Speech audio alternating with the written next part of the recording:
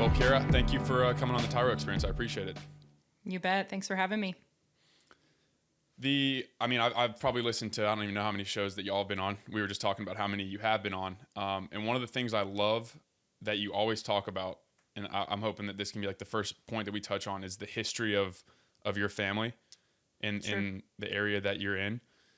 If correct me if I'm wrong, you're the fifth generation. That's correct.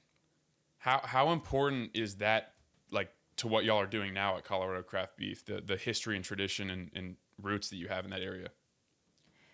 It definitely is a driver of what we've done, frankly. When I looked at the ranch on where we started, my family homesteaded out here in the early 1900s. So 1913, my great-great-grandfather, he came out here from Kansas, and actually a half a mile from where I'm sitting right now, he rode his horse down this county road, and he found grass that was belly high to his horse and was like, this is where I'm going to stop. This is the spot.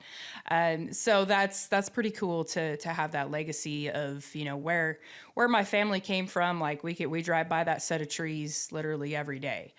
So that's always a piece of how we view what we do. And especially me coming from that side, it's part of, paying homage to that legacy and that heritage, but also understanding that we need to take the ranch in a different direction too, to continue the viability. Historically, we've been more of, a commodity type business. So in a commodity business, it's not necessarily the value piece of it. So we moved in a direction to be able to create and capture value. And that was important to what we're doing, and telling the story of all of that. So it's still the heritage of where we've come from, the ranching side, paying homage to that and the generations before us, particularly my dad. And then looking at like how we're going to continue into the future. And that was really one of the conversations where Colorado Craft Beef came from, was a conversation with my dad of what does the ranch look like for the next generation? And Jeff and I have a different skill set than he does. We both, come from business, sales, marketing type of background. We're part of, the generation, frankly, that we're connecting with on a consumer level.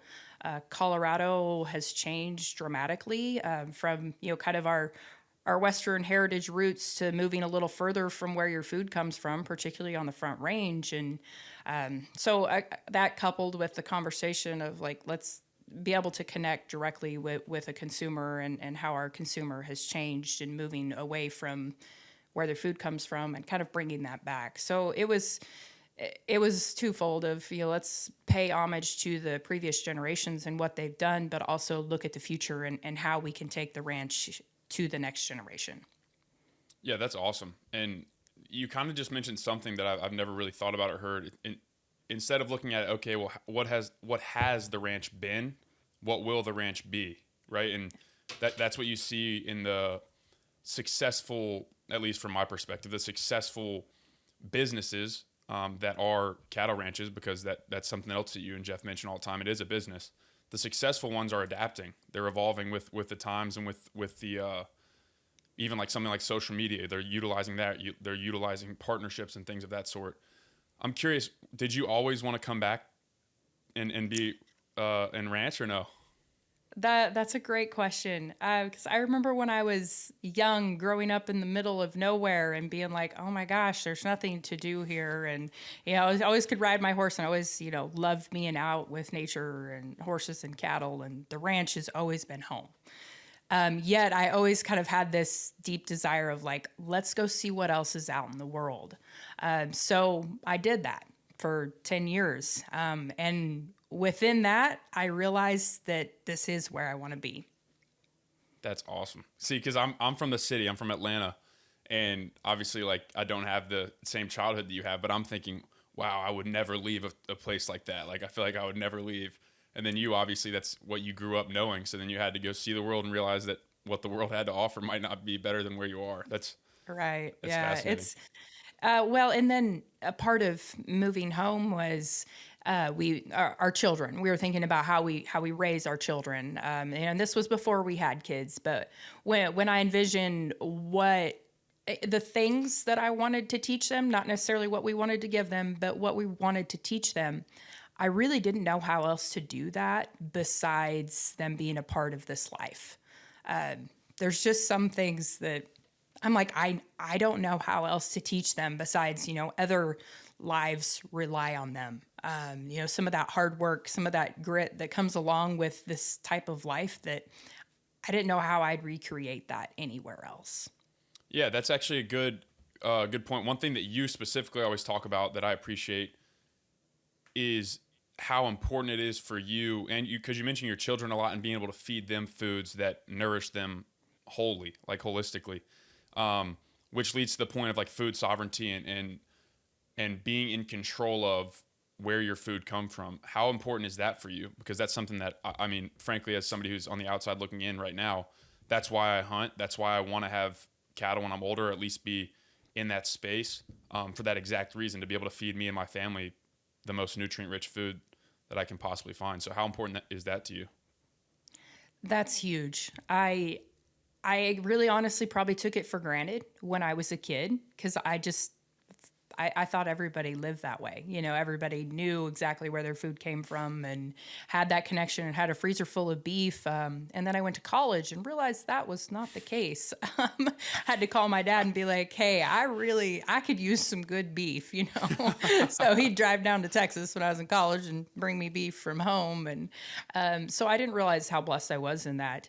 And now I really take that to heart of fueling my children's bodies, but also instilling in them how important that is and knowing where that food came from and just having that cognitive thought of where did this come from? What is this doing for me? Just being more aware, more intentional of what they're putting into their bodies. I'm curious, where'd you go to school in Texas? Texas Tech is where I did my undergrad, and then West Texas A&M is where I went to grad school. Gotcha. My whole family lineage goes back to Texas, and both my parents and uncles and aunts are Aggies, so I'm a pretty big Aggie fan. But yeah, that was a little ways from there, but yeah, are you a Chiefs fan because of Mahomes? Out of curiosity. I was a little bit conflicted on that because we have some other, business partners and affiliates that have some deep connections to the 49ers. But yeah, at the heart, it was like, well, with Mahomes being a Red Raider, that was, yeah. My so, uncle, now that I yeah. think about it, my uncle went to Texas Tech too. So yeah, no, I Okay. just like the state of Texas. But yeah, you were saying like how you took a freezer full of beef for granted, which I'm sure, I'm 100% certain is not the norm for people to have a freezer full of beef. So Yes, yeah, I really had no idea until I went somewhere else and did realize how blessed that I was to be able to do that. And then with COVID, that was another eye-opening experience, that how many people realize that our food supply system actually was quite fragile, and brought them back to being like, we probably need to be a little closer to that, be a little more intentional to know that we have food, we have beef when we need it. We kept getting calls, right after, but continually of, hey, we went to Costco and there is no beef on the shelves. Like, what can you guys do? And we had cattle in the pipeline, but we still were back ordered for 8 months. It was crazy. So yeah, that's because I remember I was in school at Virginia Tech when that happened, and me and my buddy went to Kroger, and there was like a sign that said only 2 pounds of meat per person or something.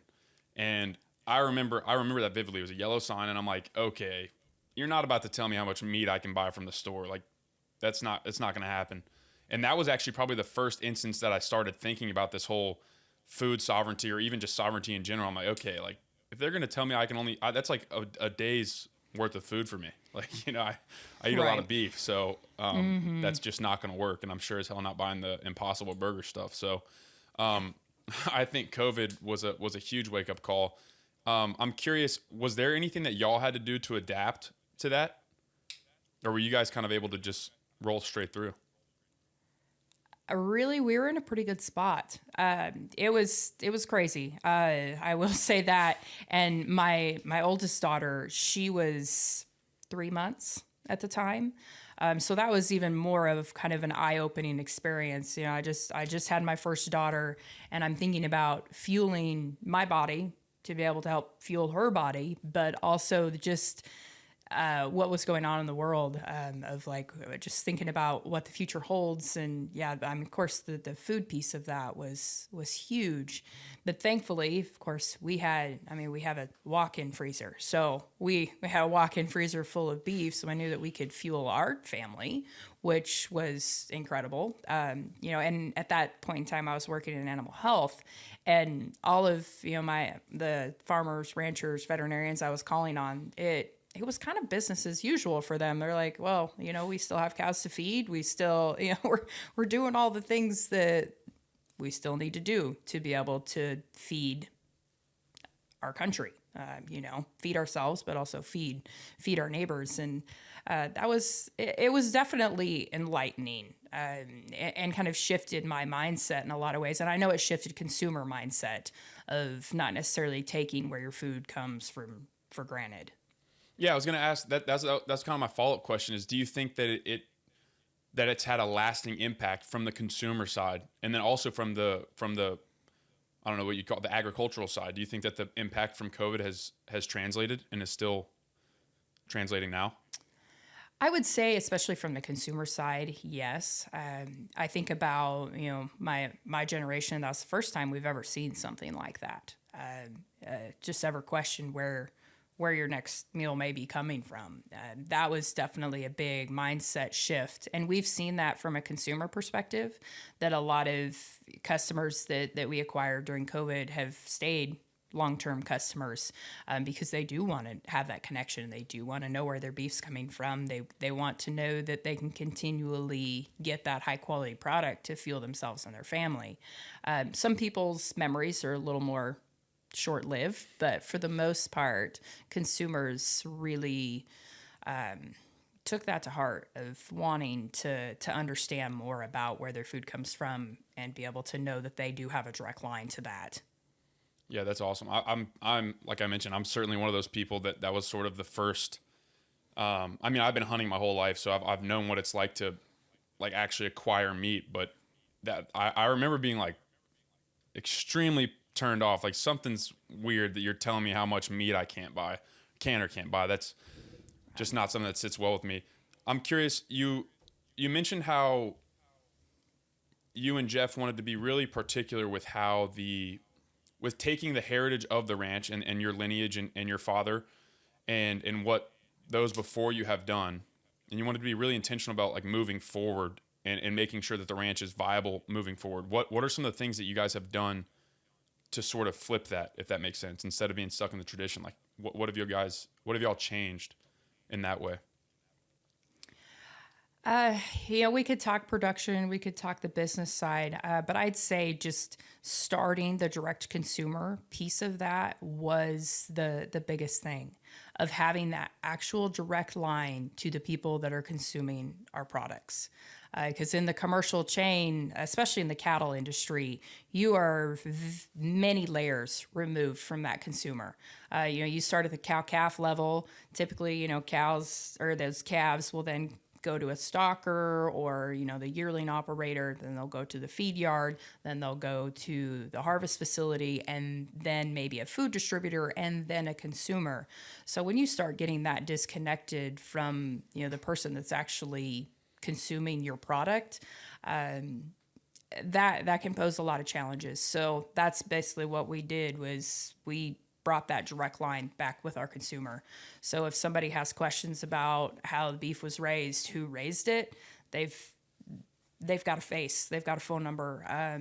There's a lot of things that have helped with that, and that also was that capture of value, create and capture the value, because there's a lot of room for margins of other parts of the chain capturing that along the way when those cattle have changed hands 5-6 times, etc. And in that, we just recently in August we acquired our own harvest facility, And that's been something that's been even more enlightening in my opinion to, we have, I don't want to say control, but we have the entire chain to know where that beef came from and how it got to somebody's table. And then just have more of a conscious thought about what is happening at every stage of production with those cattle on the production side, but also on the meat side. There are some incredible opportunities that are out there that we've been very, very far removed from with how segmented the beef production, the cattle production chain has become. Totally agree. And that's so I went down to Bluffton and had Will Harris on the podcast. And one of probably my favorite takeaway from that entire conversation was the paradigm or the shift from being a tiny fraction of a supply chain to being the entire supply chain. A small one, but it's like you mentioned, it's a supply chain that you guys now own, more or less. And that talk about sovereignty, like what more could you want? And another point you brought up is from a consumer side. You said we have a face now, or like somebody buys Colorado craft beef, they know, oh yeah, it's Kara and Jeff. Yeah, of course I can hit them up with questions I can ask. When you buy from a grocery store, there's just not that same connection. And I believe personally that that's something that we as humans have had for a long time and is only recently becoming disconnected. Meaning, like, even if I wasn't a rancher back in some town back in the day, I would know the guy who's growing my beef. I would at least know him, and I'd probably have a relationship with him. Now it's literally so disconnected and impersonal. It's almost it's like it's good in a way, because I think you have to have, another thing Will Harris said is things don't change unless there's pain involved. So I think people have to have that COVID scare where they're so disconnected and they realize that disconnection is a negative for them to come to a place like y'all's and then create that connection, if that makes any sense. Mm-hmm. Yeah, absolutely. To the children conversation, there is something about, raising an animal for food that is incredibly inherently different than, if my kids, we lived in town and, maybe they had a dog or a cat or something like that. Like, there's a level of responsibility and connection there, but there definitely is a different experience when, you're caretaking this animal so they can fuel your body. It's one of those things that I didn't know how else to teach my kids besides them experiencing that. Yeah, the animal husbandry is a lost art. I think the number is 1 or 2% of American population is involved in agriculture in some way, mm-hmm. And then you fraction that off, and it's how many of that percent is in cattle, or livestock and actual animals as opposed to crops. It's pretty wild. And one thing I heard Jeff say on Cleared Hot podcast that I was driving and I told Siri to take a note. Cows need to be fed on Christmas. What does that mean? Like, what is the lesson in there for y'all? Because that's a powerful statement. It is. It's kind of that selfless nature of they rely on you. It isn't an option to not show up, even though it's cold, the snow's blowing sideways, all of the things that you deal with in production ag when you're dealing with Mother Nature. But it's not an option to not be there because they rely on you. And that is something that, especially with my kiddos, I'm like, my oldest daughter's been asking for a bottle lamb for like 2 months now. And I'm like, I'll absolutely do that. But not until you are ready to feed that lamb twice a day, at least. That will be your responsibility. When you're ready for that, absolutely. Because it doesn't teach her a whole lot that I go out and feed her twice a day, even if it's cold and, all of the things. And she's 4. She ain't quite ready for it. But as soon as she is, be like, yes, we'll do that. But it is realizing that those animals rely on you no matter what. It's just not an option to, you maybe don't feel good that day. Or, even when equipment is gelled up, you got to figure out how to make sure that equipment can run so those animals can eat. And that was one of my essays into college was that thought process that my animals eat before I do. That's just what you do. And there's only a few ways to recreate that, and that's one of them. Knowing that they rely on you for their livelihood. Yeah, that's a powerful lesson. I'm reminded. Have you ever heard of Call to the Wild by Jack London, the book? And maybe it's a movie now. I remember underlining it and stuff like that, but I'm gonna butcher the actual words. But basically, the owner of the dogs would not touch his sleeping bag or get next to the fire until all of his dogs had been fed. And it's kind of that same sentiment of like the animals do not eat, or you do not eat until the animals eat, because like you said, it's not really an option. And I think that's honestly one of those things that a lot of people outside the agriculture space talk about, especially in the modern way of farming or raising cattle. There's like this sort of stigma of like in personal nature. Like it's like, oh, the cows are just like a commodity. But even in like y'all's case, it is absolutely not the case. Like that is an animal that 100% depends on you to live. So it's not really an option for you or your family or your employees to not get out of bed and go feed those. And it kind of goes back to what you're saying is like, I don't know where else you would learn that as a kid. I don't know where else you'd be able to be taught that lesson. Yeah, I don't either. And there is that just level of, whether it's hard work or grit or resiliency or, whatever words you want to use, that does come along with that. And that's something I want to instill in our kids, because I think that's what'll keep you from giving up too. Yeah, that's true. that just, you just keep working. You just keep going. One thing I've heard you and Jeff speak about as well is sort of the phrase brothers and sisters in ag. Where did that come about? Because that's a unique, I've never heard that before. That's a unique sort of turn of phrase. Yes, that, I'll give Jeff 100% credit for that. That's just kind of the way that he views it. It's the way that we view it, is we are in this together. Unfortunately, a lot of times on the ag side, we start fighting amongst ourselves about, okay, well, grass-fed is better, or this is better, or conventional versus organic, or whatever buzz term you want to use. The reality is, like you said, we're sub 2% of the population, and we're feeding the world. And that's a big responsibility. And I feel like it should have that mindset along with it of, hey, we're in this together. It is a big lift to do what we're doing and making sure that we're feeding the world. And I always like to say that, a rising tide lifts all boats. So let's think about it in that manner instead of it's me against my neighbor, which in conventional ag, a lot of times that thought process is perpetuated because of the way the system is built. Of, well, if I'm getting $1 more, that means that my neighbor is getting $1 less.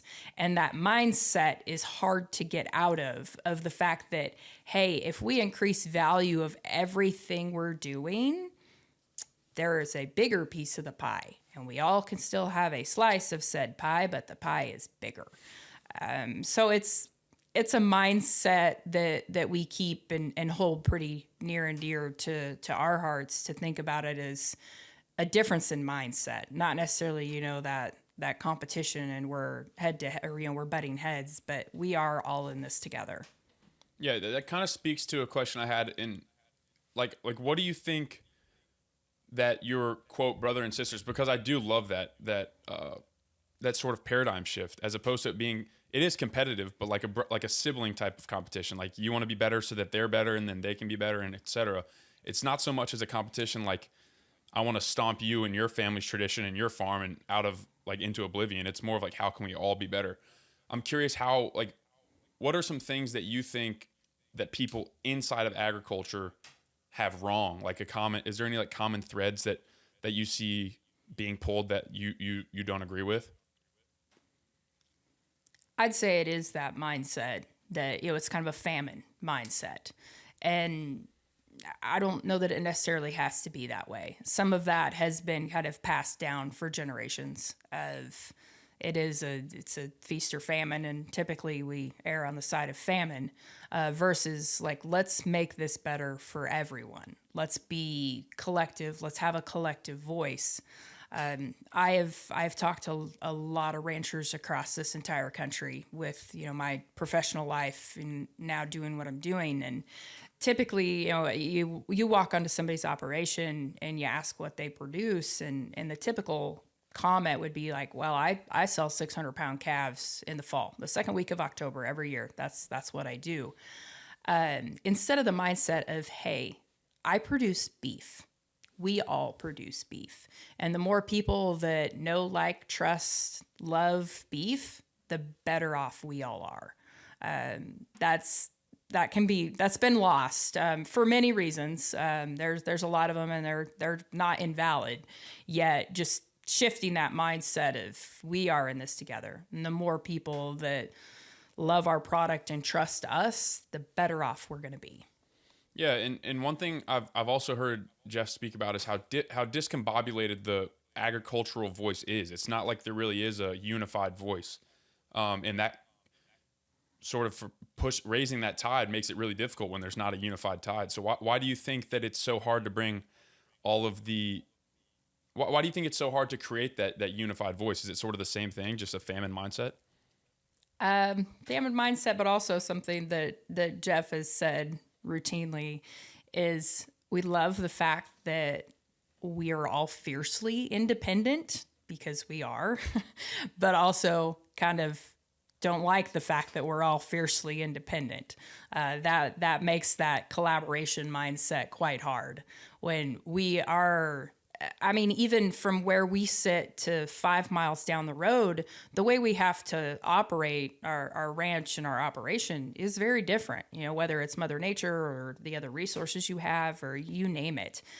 So we've bred this mindset of being incredibly independent, and that continues to be fostered instead of like, yes, we are very independent, and let's honor that, but also understand that collaboration is a good thing too, not necessarily bad. Yeah, what's the saying for parents? I don't have kids, but it takes a village. Yeah. It kind of the same type deal. It takes a village. Like, everybody has their own little role, but in the end, it takes a village for people to win. So you just touched on what people inside the agricultural community get wrong. What are some things that people from the outside looking in, the consumers, what do you think they get wrong? Or what are some misconceptions that they might have?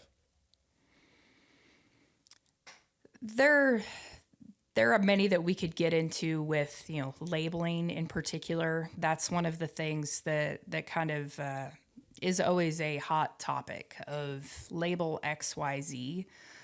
The reality is a lot of times there's a reason for these labels, and most of it comes down to a marketing perspective. If I think about a consumer mindset, and I've had a lot of conversations with people that may be very disconnected from what we do, and they're like, well, shouldn't I be buying this because, or grass-fed beef is an example. They're like, shouldn't I be buying grass-fed beef because it's better for me?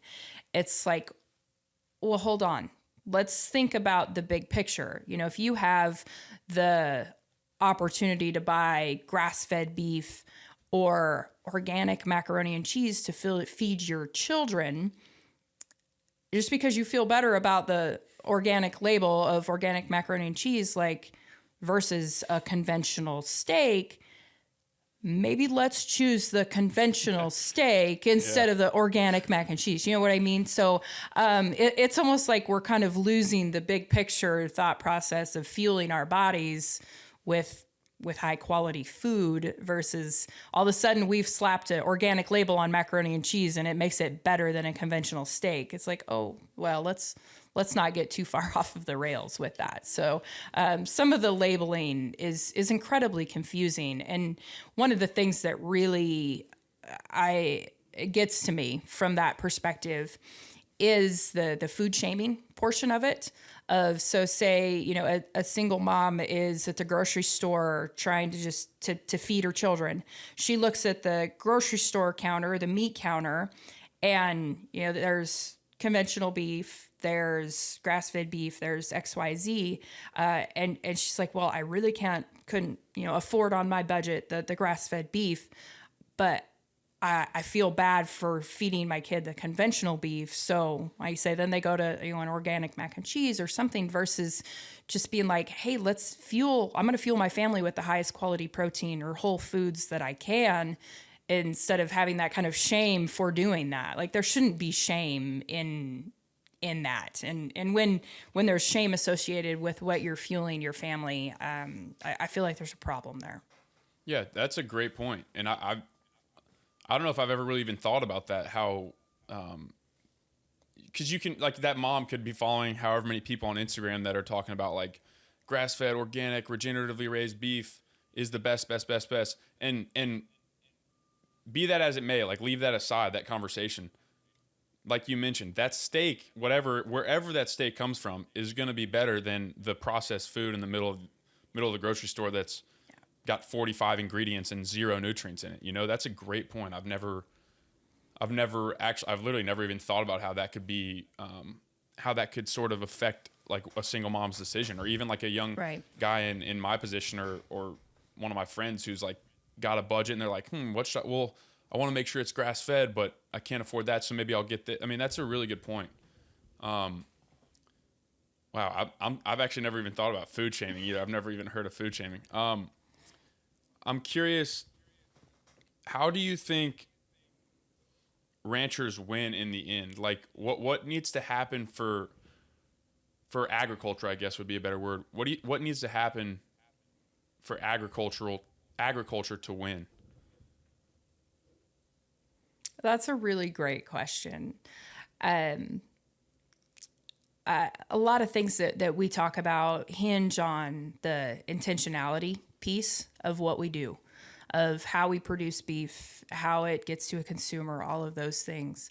But also I'd pose that to a consumer as well, of being incredibly intentional about the food choices you're making. I mean, any choice, but especially the food choices that you're making. Like, just consider the intentionality and voting with your dollar of who you're supporting and how you're supporting them.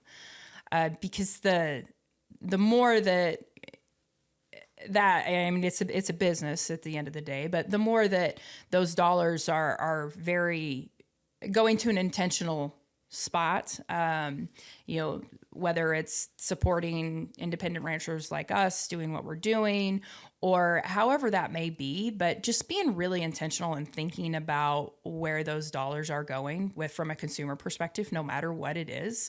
We partner with other people in the business world that they are very intentional on 100% American made. Their seed sown to going, and onto somebody's, well, actually this vest that I'm wearing, it's all the cotton is grown, in Texas, it's grown in America, it's sown in America. It's, and so just thinking about the fact that, like, when you're buying a product like that, or you're buying a product like, beef from us or wherever, frankly, that it's very intentional. That thought process is intentional. You're like, hey, this aligns with my values. This aligns with what I want to support and perpetuate and help continue on. So that's where I'm going to spend my money, my hard-earned dollar. I could not have said it better myself. That is, I'm a firm believer in voting with your dollar. Like, in the end, I really think that's what it comes down to. And you're talking about Origin, I'm assuming. I can't read your... Yes. So yeah, yes. I have the Origin gi right there and Origin boots downstairs. But I think you're exactly right. And that's a good answer too, because that kind of speaks to the consumer side. The consumers need to be intentional I always say that, like, voting with your dollar is the way that the companies that you want to, like, the values that you want to win. Like, that's the only way, because if you're giving your money to companies that espouse different values as you're fueling the flame of the values that are opposed to you. That doesn't make any sense. And And I think it's disguised as like, oh, you have to go to Starbucks to get this coffee because it's convenient. Well, actually, there's other options. You could go to another brand. It might be tiny bit less convenient, but you could give your time, energy, and money to that brand that shares values with you, and then those values get propagated and hopefully perpetuated, like you said. The and it also speaks to the agricultural side, like the ranchers and the people in agriculture to be more intentional as well with what they're doing and how they're Absolutely. operating their ranch. So yeah, intention's a good thread to pull from that. And you mentioned your partners. I actually had no idea that you guys were like involved in Origin and all that stuff, or with the people in Origin.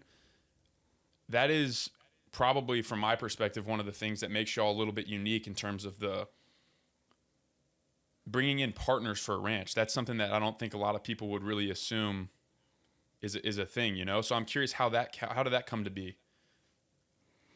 It was a lot of like-minded people within business, and we knew that we could only do so much on our own too. So that was some of our mindset of like, how do we grow, how do we scale, how do we align our supply chain, and that was when we looked at it of how do we bring in a collaborative partnership to this that makes sense, that also goes across different verticals? Because that's something historically within ag we haven't done very well. We've stayed in our sector and we've been incredibly good at what we do. You know, if you think about a corn farmer, they're incredibly good at being a corn farmer, or a cattle rancher. They're incredibly good at that, and they're very siloed in what they do. But it's kind of hard to get out of that mindset that there's other things, there's other parts of the world, and of course in the partnerships that were already very rooted in the direct consumer side of where how a consumer thinks and what they do and how they purchase, etc. So in a lot of ways it seemed obscure, but the more we got down into the weeds, it made a lot of sense. The American side, frankly, of producing cattle, especially cattle out in the West, I mean, that's part of our heritage. You think about the two very iconically American things, is the silhouette of American cowboy and an American soldier. And like when we think about aligning those things, we're like, it actually makes a lot of sense. Like let's kind of get back to our heritage and our roots, and food is incredibly important to all the pieces of that, of knowing where our food comes from and shoring up that supply chain to where Americans can be confident in where that comes from and know who produces it, and all the things we just talked about. So That's such a cool turn of events, or whatever you want to call it, like a path to that, because I totally think the values, and now that I think about it, brothers and sisters in ag, don't military people say brothers and sisters in arms too? yes. Yeah, so it's like there's a lot of parallels, and I'm reminded of when you talk about the silhouette of like a cowboy in the West. That, rest in peace, Toby Keith, but I should have been a cowboy. It's the reason that songs like that are so popular, because it's like ingrained in the American psyche and spirit. And that's one of those things that I feel like, at least on the East Coast, maybe the West Coast too, but a lot of people are losing. So it's cool because you mentioned across different verticals, social media being one of the avenues that a message like that can be spread, that if you stay in your tradition and you only look at how the ranch has been, you're not going to be able to take advantage of that. And then you're not going to be able to reach those people. You're not going to be able to grow in that way. You're not going to be able to touch that person's life in a way that makes them say, you know what, I want to be a little bit more intentional about where I'm getting my beef, or my boots, or my gis, or whatever you may have. So yeah, that's really cool. Were you guys looking for that and it kind of just fell into place, or did you look for them specifically, or did they look for you? How did that go?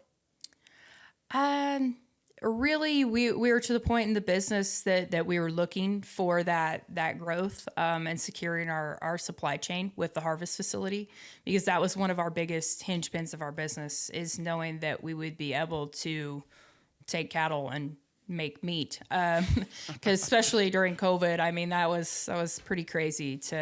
We were speaking for harvest slots 2 years in advance. So we knew that, within our business that we needed to make sure that we shored up that part of our business. Because if it went away, that would be an incredible issue for what we were doing.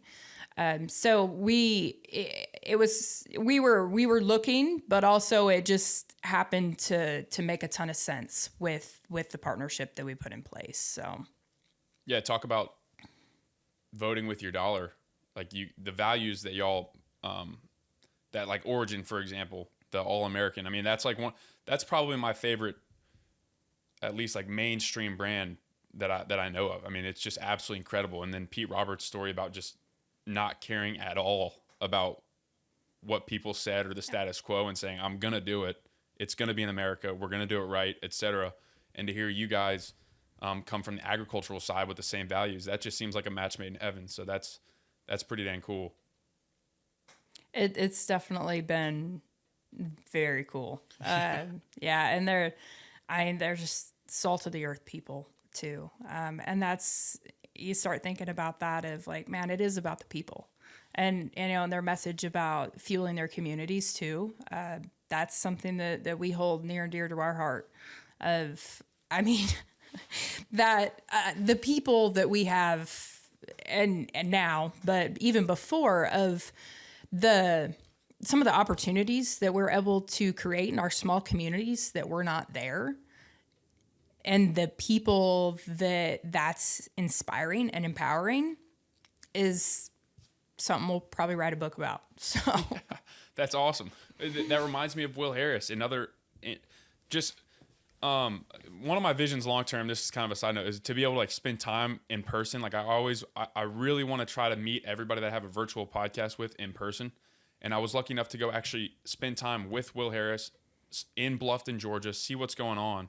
And to see it real time, when he was I don't know what you would call it, when he was selling calves back however many years ago, White Oak Pastures employed 4 or 5 people. I can't even remember, 4 or 5. Today, Bluffton, Georgia is like 105 population. White Oak Pastures employs like 180 people. And you're like, that's literally what it's about right there. Yeah. The amount of people Absolutely. that can now put food on their table for their kids because of the decision that ranch made to be more intentional about how they're raising their cattle. That to me is like the coolest dang thing in the world, especially from you and Jeff's perspective, to be the sort of in your community, the people that are on that tip of the spear to be able to create those opportunities. How does that feel? It really is incredible. I'd say we would kind of mirror that. We had our head count was probably around 4 with our enterprises, whether you call that, some day help too, and some of those things. And then now we're up to 30 in total. And I could talk about examples of the people that are in our camp, but one in particular that is incredibly inspiring, I would say, is we have an individual at the harvest facility that he was actually with the harvest facility it's been 10 years now. So with the partnership, we purchased the harvest facility, but the current ownership, they actually reinvested, are still part of the team. And, we're helping to be able to grow everything together.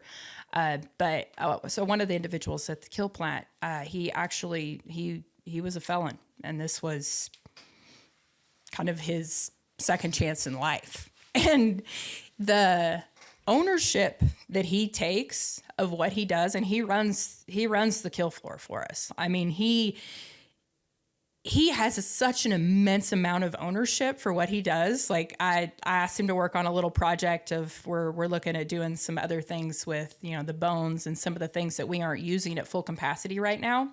And just last week I was there, and he was so excited to show me what he'd done, how he can do this. Like, I mean, he is fired up. It is so cool to see that, just, and really his other opportunities weren't there. I mean, it's really, really cool to have that opportunity and those kind of people that we can do more. We can do more together than we ever could alone.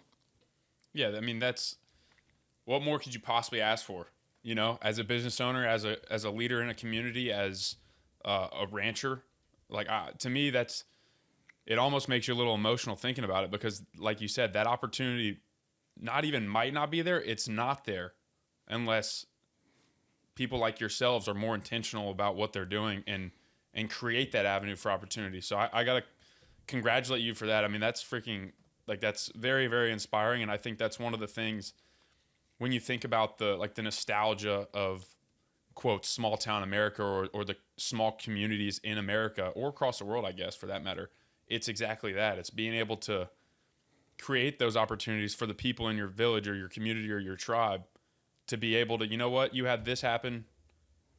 We're going to do this so then you can have this next step in your life and then you can flourish as well. So more power to you. That's really, really awesome. Thank you. It's been a pretty cool experience. It really has been. So I'm curious to sort of shift a little bit. So I mentioned to you I went to Colorado earlier this year, or I guess it would have been late 2023. And one of the first things that we spoke to somebody about, who's a rural Colorado. What would you say? Coloradan? Coloradan. Coloradan. I'm gonna say he's from rural Colorado. And he mentioned one of the very first things he mentioned was like, I guess at this time it was pretty fresh, the reintroduction of wolves and some of the nuances that come into play with that. Is that something that you guys are, how is that affecting you guys, if at all? So thankfully we are very rural out in a part of Colorado that wolves don't want to live in. There's not a whole lot of cover out here. So thankfully we aren't in the fight per se of the wolf side. I do know a lot of ranchers that are in the middle of that. You know, typically it'd be the ones in the mountains, more on the northwestern slope that are having to deal with that. That is an incredibly nuanced conversation. Let's put it that way. I believe in the symbiosis of nature, but also the wolf side does pose a major issue for the ranching community. That's when you have a predator like that definitely can pose some major issues. So, yeah, I think I'm. We can leave it at that if you'd like. I was just very curious to hear a rancher in Colorado's perspective on that because it's sort of. That's another thing that people outside of even Colorado or maybe outside of the ranching or hunting world, they don't know and don't care about it. But for a rancher in the northwestern slope, like you're talking about, that's a massive thing. Like that's huge. It's hugely impactful on his livelihood. And that's it's just an interesting and extremely nuanced perspective, even when you look at it from like a hunting perspective and all that stuff. So, do you know how many? Didn't they release like 5 wolves or something like that? Is that? I don't know that I have the numbers off the top of my head because there was already some packs that were coming down into that part of Colorado. So it was very nuanced. And unfortunately, a lot of times when politics get involved with some of these conversations, especially in a state like ours where we kind of know where the voting power lies, that becomes tough because then it gets dictated to a rancher in that particular scenario where he doesn't feel like he had the voice that he'd like to have. But also I'd say that's one of the big things from our perspective, whether it's just agriculture in general, is to make sure that we're aware of, kind of the political landscape and able to have some of these conversations. Because sometimes it's just, maybe a legislator may not have the knowledge of how that may impact what we're doing in the ag community or the ranching community. And that's even more essential for us to have a collective, unified voice. Otherwise, legislators on the Hill, on the Front Range of Colorado, if we have two different voices and not a unified voice from the ranching community, they're even more confused. So that's something I'd say to our brothers and sisters in ag is to have that collective voice to where we really could have these conversations and this open line of communication with lawmakers to understand what we do and how some of these things could potentially impact what we do. Yeah, that definitely speaks to that unified voice and really be back to the word intentional, being intentional about creating avenues where that voice is heard clearly. Because you're right. I mean, like in a state like Colorado, it's pretty much all the voting power comes from, like, I'm assuming the Denver in that area, which are not the ranchers that are out on the in Northwest Colorado or where you guys are or anywhere, right? So like it's how do you make your voice collectively heard so that, like you said, it's not some discombobulated, scattered message, and then the lawmakers are like, oh, well, we don't even know what they want, so we're going to do this. Like, if everybody's working together, then that can be, that can hopefully gain some traction at least. One thing I did not know until right before we started, this is sort of a shift in conversation, but jiu-jitsu, do you train pretty regularly? Is that something you've been doing for a while? Yes, my husband and I both train. He trains more religiously than I do. We both started in 2020, so it was really right after my first daughter was born. The moment still sticks in my mind of she was 6 months old, and I was like, man, if something happens, I want to be more capable. Like I want to know that I'm capable to handle a situation. And through business connections, et cetera, the logical path kind of led to the jiu-jitsu side. But that was kind of an eye-opening experience for me of, when I had my first daughter, and then I thought about another thing to teach them. I'm like, I want them to know that they could take care of themselves, especially, I'm not just from the female perspective, but in general, I want them to feel capable. And it's incredible the amount of self-confidence that can come along with that, with the training piece and knowing you are more capable as a human. That's something that we believe in, and especially incredibly strongly for our children. To be able to kind of lay that platform to them. And also, I didn't want to be the mom of, I didn't, put my money where my mouth is. So like, if I'm going to instill that in you, I want you to see that in me. Oh yeah. That's awesome. That's actually, so I spoke with Leah Stump, as I mentioned, and that was like the bulk of our conversation, or at least a lot of it was getting women in, because she's obviously such a pioneer in that way, about getting women into jiu-jitsu and making, or not making, but incentivizing or leading gyms to take that more into consideration, why it's a benefit for them and why it's a benefit for women. And one of the things from a male, I'm 6'3", 235, so I'm a pretty big dude, pretty strong. Jiu-jitsu has humbled me more than anything in my entire life. And you talk about like being ready to prepare, or prepared for a situation. One of my favorite things that my jiu-jitsu coach has said is, the people that know how to fight are often the people who won't fight, or not won't fight, but who don't fight. Right.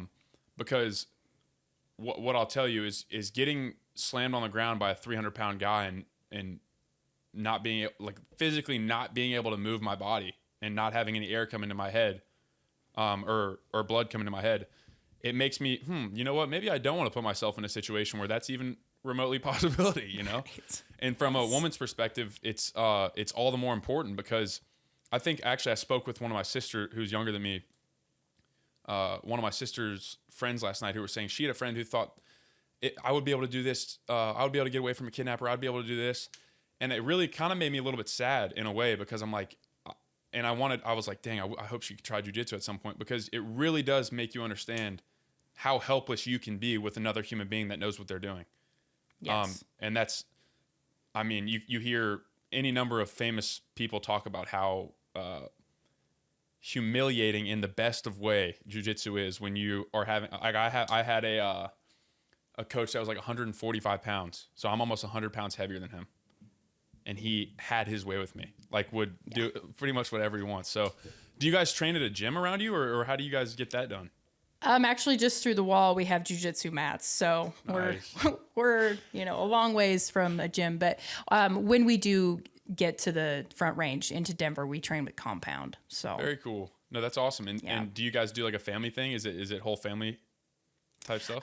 So yes, it's going to be our girls. Actually, our oldest daughter, she just started wrestling because that was our coach. She's like, a great thing would be start them with wrestling, and then be able to kind of move into the jujitsu side. Like he's like they just learn how to move better. Some of the pieces of that. So she did just start wrestling, but they between us helping them here, but eventually yes, they will be able to go train as well.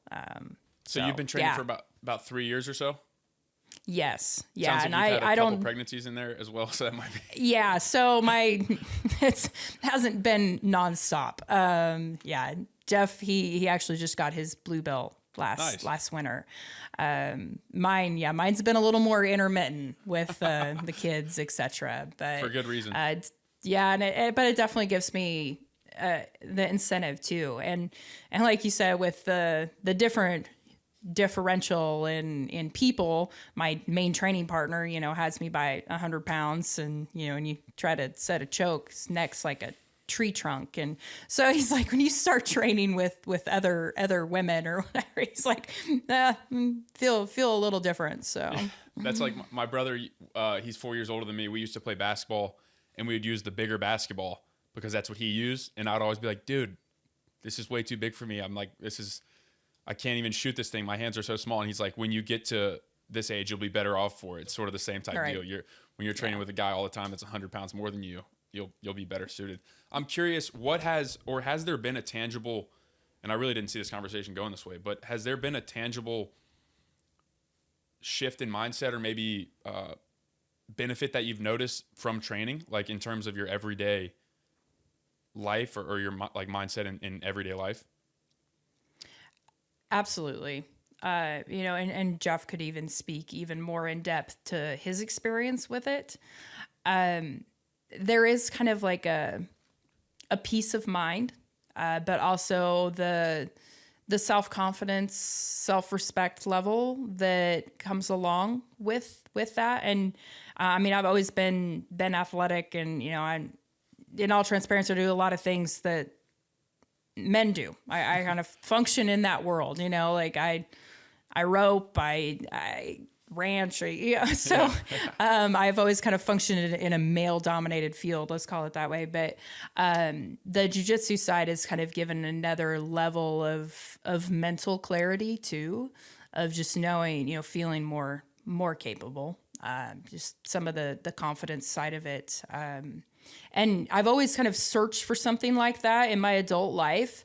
I've always stayed active, yet I never really found that activity that I was like, I really like this. It was kind of a drag to go to the gym to do whatever workout XYZ.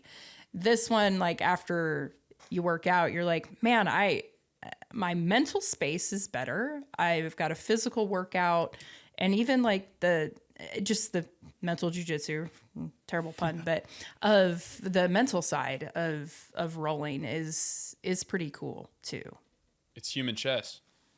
Yes. And I have a chessboard right there. It's like for I've heard this said before. As I mentioned, I don't have any kids, but I can't imagine a better thing for a child's developing brain. And there's actually to add a little bit of nuance to it even more. One thing that my buddy AJ brought up to me, who I met through jiu-jitsu, was talking about how the spectrum of human touch and how so much of it's gone nowadays. It's either like you don't touch or you're like extremely intimate. And sort of this middle ground is gone, even though we've been wrestling.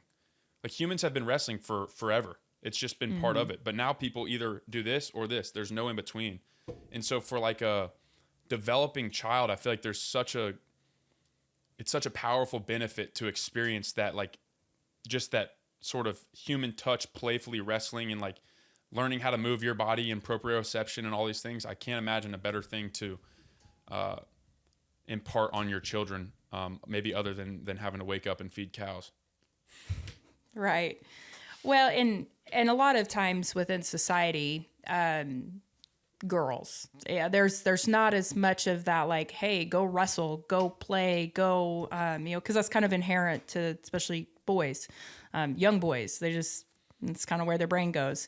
But in society, it's been like, oh well, you're a girl, you should be prim and proper. You shouldn't go do that. You shouldn't, I was like, I frankly, I want to, for however this sounds, I want to be able to raise a warrior.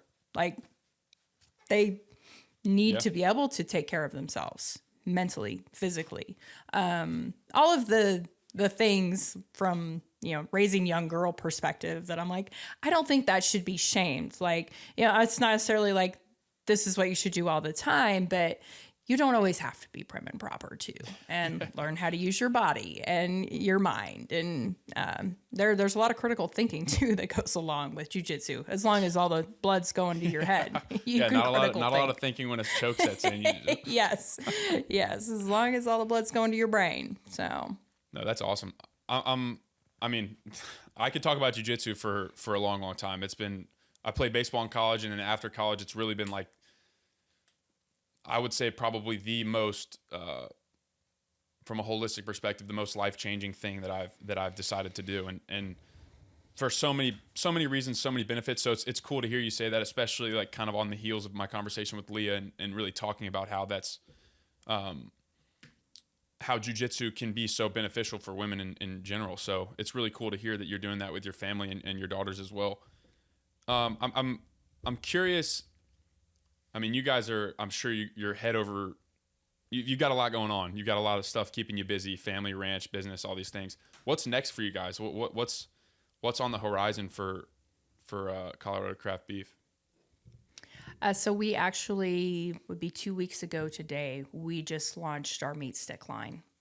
Nice. That's been really fun. I've obviously loved beef my whole life, but when you start putting beef in a shelf stable form, all of a sudden the market and the opportunities are very different, and they're very cool. The food access is a different level. When you have something that's shelf stable, the price point is lower comparatively to buying a ribeye steak. So some of that mindset is also around like the food access to, for me personally too, is from, a children aspect, because when you think about what you send for your kids as a snack to school, it really needs to be shelf stable so it can sit in their cubby. They can have it after they've been to school for a couple hours, etc.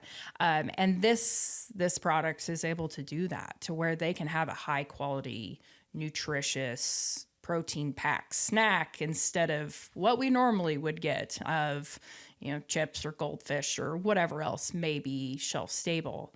And then the other piece of that is the community aspect too, of how much more high quality protein, just in a different form, that there's access, and the different customers now that we're able to touch, because of this, just beef in a different form, in a shelf stable form. So That's great. That's awesome. And I'm all in on the point you just made of like, how can we make, just how many ways can we make people get to beef away from other processed garbage, right? Like, how can we do that? And beef sticks is a phenomenal way.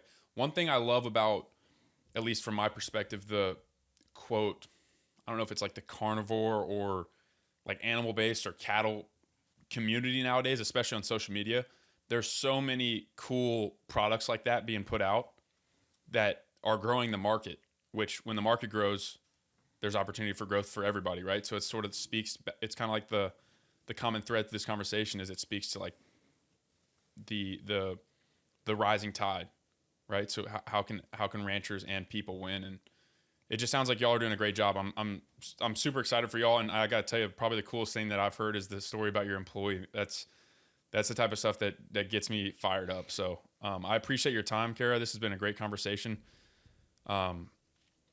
Where can people find Colorado Craft Beef? So our website would be the easiest. Just go to coloradocraftbeef.com. We're active on pretty much all social channels as well at Colorado Craft Beef. So a couple of those ways, pretty easy way to reach us. But yes, thank you for the conversation. I've enjoyed it. Likewise. Thank you so much. You bet. Thank you.